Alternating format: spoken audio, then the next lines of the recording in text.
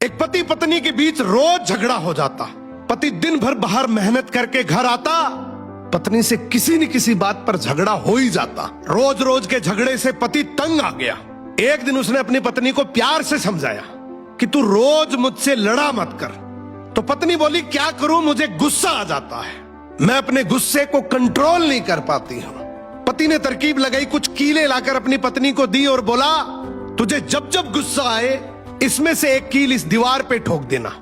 अब शुरू में पत्नी ने वैसा ही किया। जब उसको गुस्सा आता वो दीवार पे एक कील ठोक देती। फिर उसे एहसास हुआ कि कील ठोकना आसान काम नहीं है, तो वो कोशिश करने लगी अपने गुस्से को काबू करने की। धीरे धीरे कोशिश करते करते उसने अपने गुस्से पर काबू करना सीख लिया। अब रोज का झगड़ा होना भी बंद हो गया। फिर एक दिन पति ने कहा कि अब जब भी लगे कि गुस्सा शांत हो गया है तो दीवार में से एक एक करके कील निकाल देना। पत्नी ने फिर वैसा ही किया। जब उसे लगता कि उसका गुस्सा शांत हो गया है, वो अपने गुस्से को कंट्रोल कर पा रही है, तो वो दीवार में से एक कील को हटा देती। अब समय के साथ दीवार से कीलें तो सारी हट गई, लेकिन उन कीलों से दीवार पर हमेशा के लिए बहुत गहरे निशान पड़ गए।